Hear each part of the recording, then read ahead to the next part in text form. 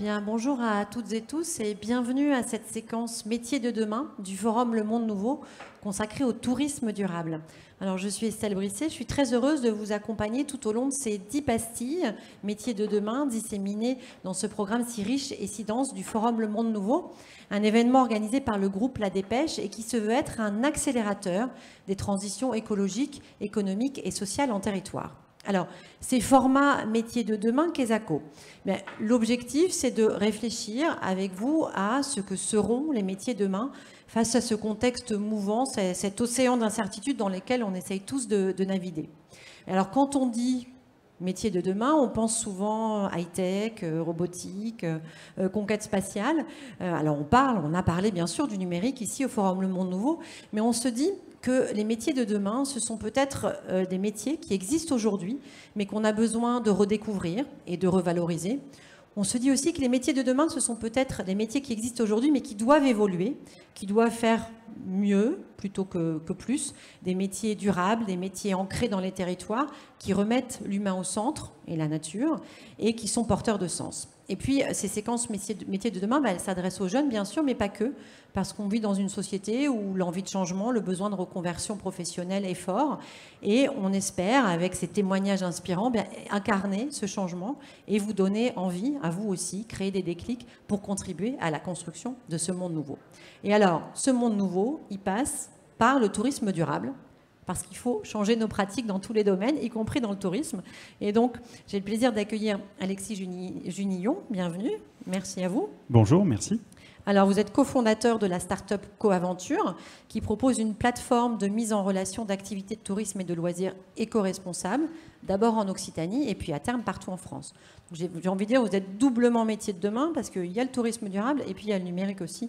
On va y venir dans un instant. Alors, racontez-nous cette belle aventure qu'est la plateforme Coaventure et en quoi surtout elle contribue à cette idée de tourisme durable. Déjà, merci pour l'invitation et merci à vous d'être présent aujourd'hui dans cette salle. Pour vous détailler rapidement ce qu'est Coaventure et en quoi on participe au tourisme durable et au tourisme de demain, le tourisme d'après. On parle souvent en ce moment de l'après. On essaie d'y participer à notre petit niveau. En fait, Coaventure, on est parti de deux constats qui sont assez simples, qui est celui d'une part en tant que particulier, quand je veux faire des activités de tourisme ou de loisirs, aller me rendre en nature, aller faire des choses pendant mes vacances, pendant mes voyages, etc. En fait, si je suis seul à 2 ou juste à 3, ou si on est peu nombreux, il y a beaucoup d'activités, celles qui sont souvent à forte valeur ajoutée, qui ne sont pas possibles parce qu'on n'est pas assez nombreux, parce que la jauge minimum du professionnel n'est pas atteinte. Ça, c'est le premier constat. Donc ça m'empêche de faire l'activité, tout simplement. Donc je ne peux pas la faire, donc je vais me recentrer sur d'autres activités différentes.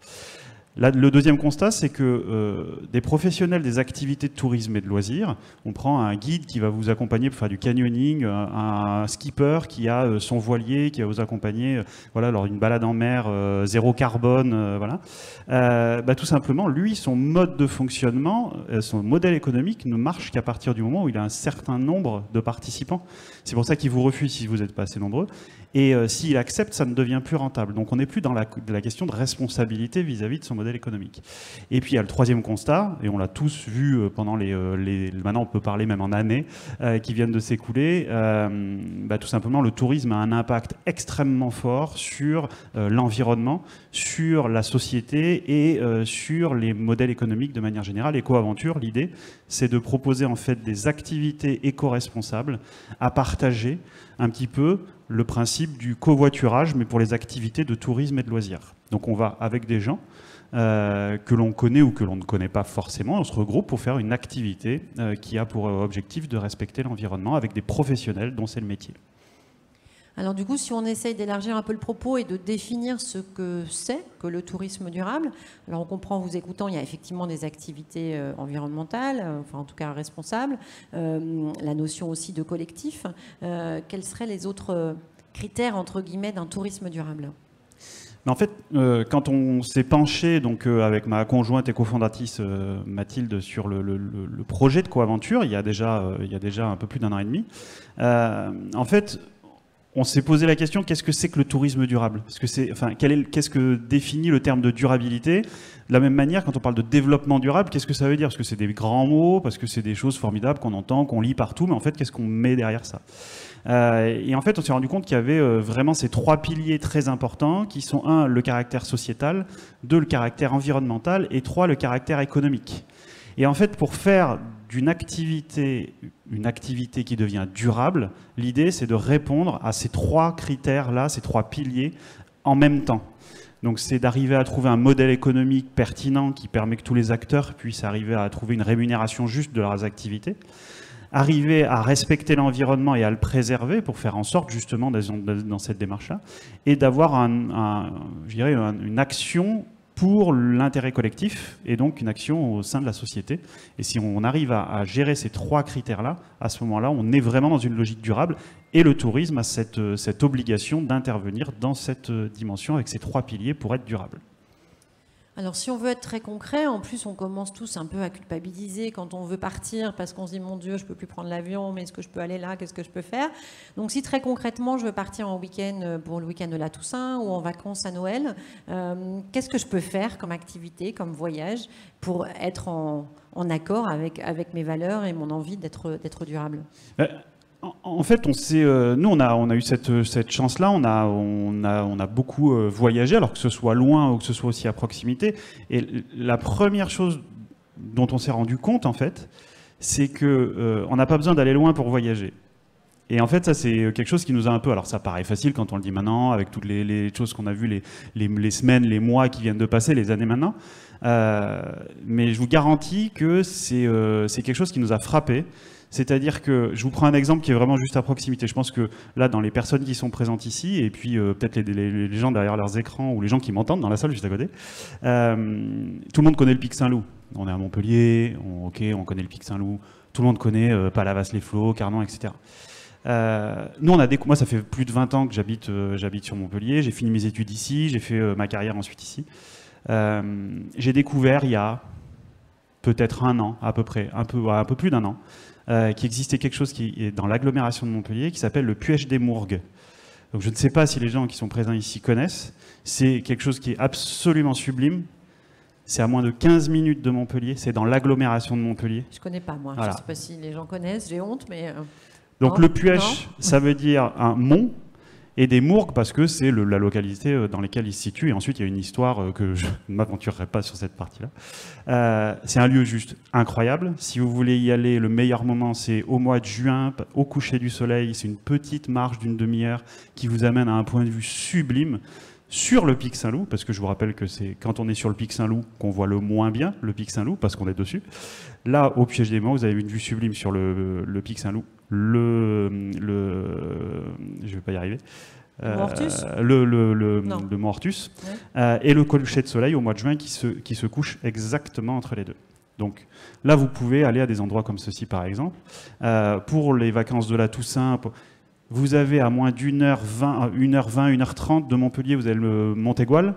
Là, vous avez dans la période aujourd'hui, vous avez en ce moment le Brame du Cerf, par exemple. On n'est pas informé, on n'a pas cette dimension dans nos têtes de dire à moins d'1h30, on peut aller écouter le Brame du Cerf. Donc ça, c'est la première chose, c'est la destination. C'est choisir sa destination. On peut aller à proximité de chez nous, dans des endroits sublimes. Le deuxième point, c'est comment j'y vais. Vous parliez tout à l'heure de transport aérien.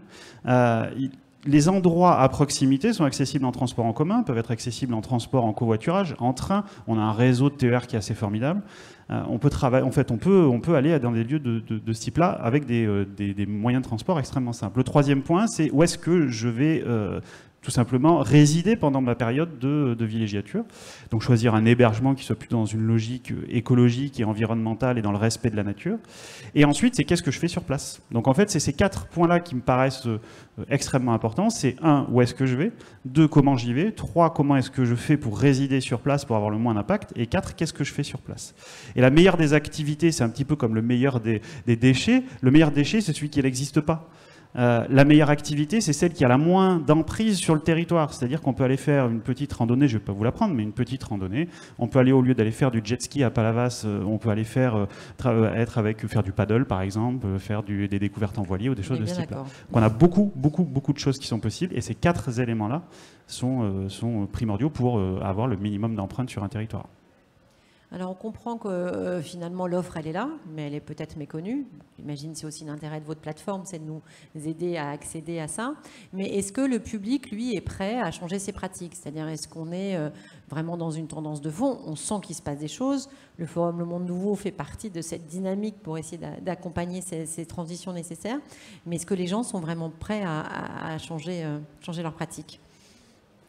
Alors, je ne suis pas très objectif, du coup, pour donner cet avis-là, même si ce n'est pas un avis, je vais vous donner un chiffre juste après.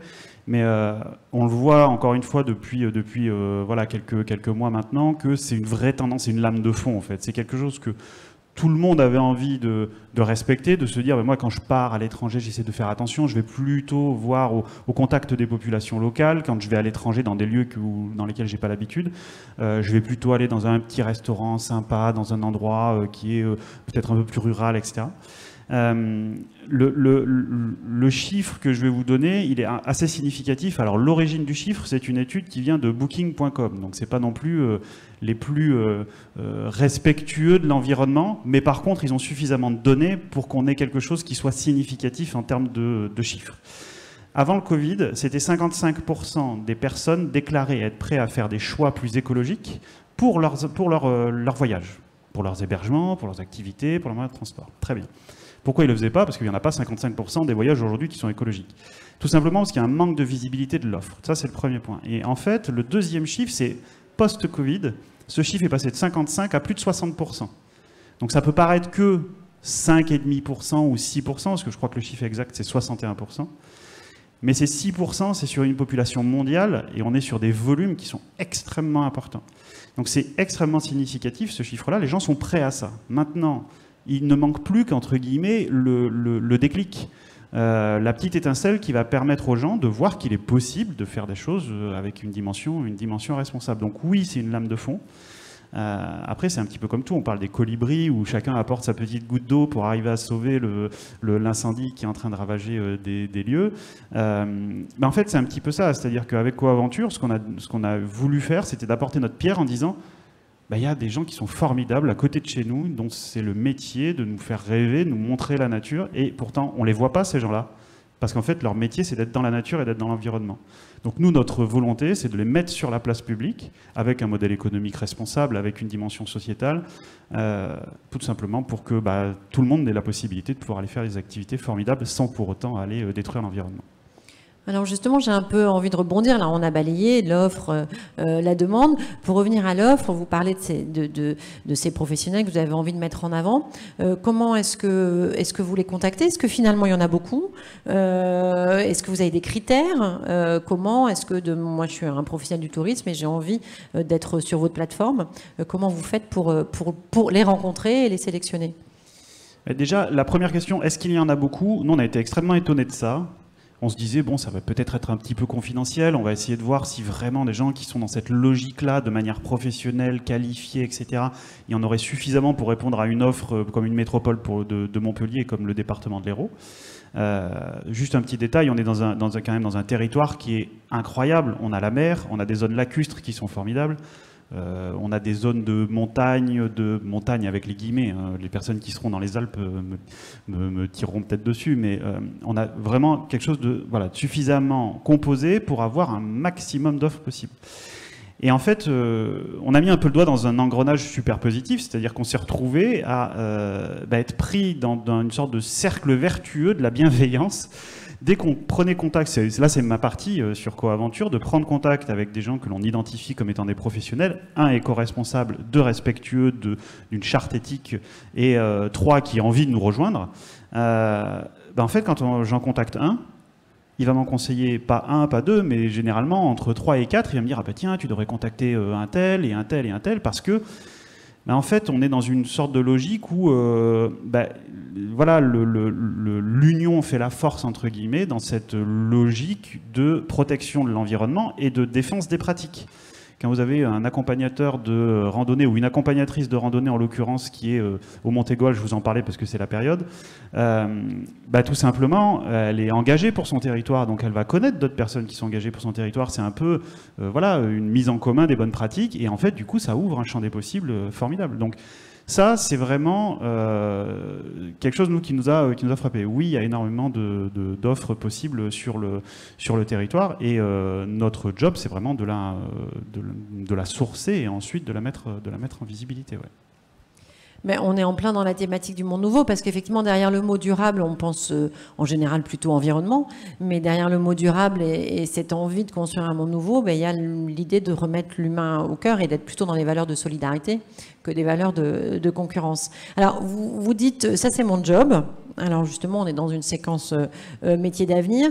Qu'est-ce que le tourisme durable peut entraîner comme création de nouveaux métiers? Est-ce qu'il y a des perspectives d'emploi dans le tourisme durable? Là, encore une fois, je suis peut-être pas très objectif sur le sujet parce que moi, je suis très engagé sur cette partie-là et je pense que non seulement tout est à faire, mais en plus, tout est possible. C'est-à-dire que on a aujourd'hui une quantité de métiers existants qui ont évolué depuis des dizaines et dizaines d'années. Je vous parle de ça en connaissance de cause. On en reviendra peut-être après, mais moi j'ai eu un parcours à la base plutôt dans la science pour aller après sur la partie développement commercial et puis dans la direction d'entreprise. On parlait du BTS force de vente il y a une quinzaine d'années. Aujourd'hui, ça s'appelle, il y a quelques années encore, 2 ou 3 ans, ça s'appelait le BTS NRC. Maintenant, c'est le BTS NDRC. C'est le BTS pour former des commerciaux. Bon, très bien. Aujourd'hui, on appelle ça des business developers dans le merveilleux monde des startups. Pour rappel, une startup, c'est juste une entreprise. Hein. Voilà, c'est une entreprise. Peut-être du numérique, peut-être, mais ça reste une entreprise dont l'objectif, c'est de créer des emplois, de créer de la valeur ajoutée pour ses clients et de créer de la valeur ajoutée pour ses partenaires. L'idée, c'est que les métiers qui existaient avant et qui évoluent dans leur dénomination et qui vont évoluer même plus tard, on en a besoin de manière extrêmement importante. C'est-à-dire que dans le milieu du développement durable, il faut faire connaître le développement durable, il faut faire connaître le tourisme, il faut faire connaître les bonnes pratiques. Le moniteur de canoë-kayak qui va faire une découverte personnalisée de la rivière de l'Hérault, s'il n'est pas spécialiste en commerce, il aura besoin d'une personne qui va l'accompagner pour aller être présent auprès des offices de tourisme, pour être présent. Voilà. Donc ça, c'est un vrai métier déjà. On a le métier du numérique. Le développement durable, c'est pas forcément, avec toutes les caricatures que l'on peut voir, ou l'écotourisme, etc., c'est pas des gens avec uniquement les toilettes sèches, des chaussures en chanvre, et puis avec la petite paille, voilà, c'est pas ça. C'est pas ça. Le développement durable et le tourisme durable, c'est aussi en lien avec les métiers du numérique. Alors nous, on a fait des choix qui sont éco-responsables, des choix du numérique. Notre hébergement web, par exemple, est 100% éco-responsable, notre électricité aussi, etc., etc.